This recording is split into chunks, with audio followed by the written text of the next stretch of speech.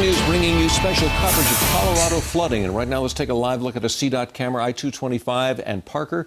The traffic seems to be moving along pretty well there, but boy, other areas of Aurora are having big problems. Big problems at Alameda and Ironton. That's just east of Havana, where it looks like a lake, or at least it has at times. So let's go out to 7 News reporter Molly Hendrickson, who's been out covering the Aurora area for us. Lots of problems in Aurora today, Molly. Yeah, lots of flooded streets, lots of stranded drivers, lots of homes that are flooding. And this is an example of one of these streets. This is Ironton. You can see some of the debris, those rocks that have been splashed up on the road there. It is actually shut down. Alameda shut down here at Ironton. Let me show you up the street here, though. This is really what we're talking about. This is Alameda over here. It's basically turned into a raging river. You can see behind me.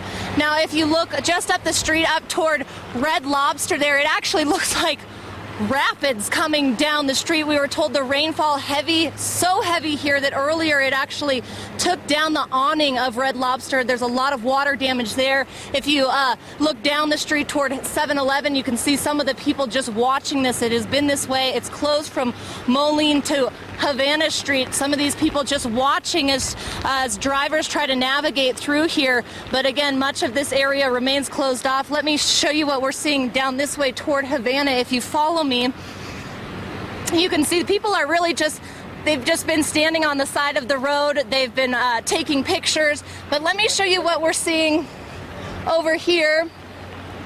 You can see the road blocked off. This is Ironton and Alameda.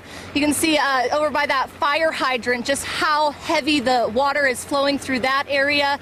It is really impassable, this road. Now follow me this way toward Havana Street, and I'll show you some of the drivers that became stranded in this area. If you take a look down toward that intersection, you can probably see it. There's about 3 cars, water just about halfway up the car. Those vehicles have been stranded. Hopefully those drivers got out safely, but that's what we've been seeing a lot here. Just a lot of people driving into these areas and their cars just shutting down. It is really incredible to see here. A lot of people say that this has been going on, and again, it's raining here. We had a little bit of relief earlier in Aurora. It seemed like it was lightening up, but again, it's starting to come down. So it doesn't look like this is going to stop anytime soon. Back to you guys. All right, thank you, Molly. We are seeing that Aurora has opened a staffed call center for all non-emergency calls because they have just been inundated. Right. They've had to do some evacuations, school closures as well. So it's been rough going in Aurora today. Inundated with rain, inundated with calls. It's really quite a mess there. And just south of where Molly was reporting from just a moment ago, Marshall Zellinger standing by Utah Park, which is near Peoria and Florida. I'm sorry, Marshall, it looks like you're at a lake somewhere. It looks like a lake, but it is the retention pond that is Utah Park. That building in the distance that I'm going to zoom into, that's the actual swimming pool that's supposed to be the only body of water here at Utah Park. But the park itself is underwater. I'm going to come to the left here. Take a look at these trees. I wish I could tell you how tall they're supposed to be, but all we're seeing are the leaves and the branches here. I'm going to keep coming to the left, and you'll see where I'm at. This is actually the part of a parking lot that I stopped at. And I'm going to make sure that you can see that the water is just collecting right here.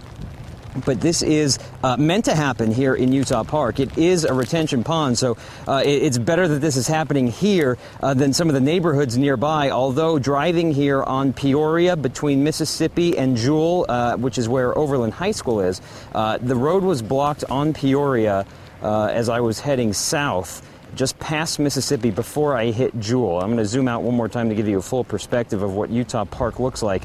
And that building in the distance on the far left, I'm going to try to see if I can point it out there. That's Overland High School, to give you a perspective of where we are in Aurora. And one other piece here, Mike, take a look at this piece of, I believe it's artwork that's supposed to be in Utah Park, but it is completely underwater here. The folks that live in that general area there, what are they saying about what they're seeing this afternoon? Well, we just pulled up and got out of the car here to show you this video, and I'm looking around right now, and there were people that were hanging out right over here by this bench area and just checking out how high this water was, but people are coming and then leaving right away. It seems that when I was driving up, people were just trying to find their way home. But I will say that if this is as high as it is here in Utah Park, the people in the neighborhood here are interested in getting home to see what their basements look like. No, hopefully their basements won't look like the scenes you're showing us right now. Marshall, thanks so much.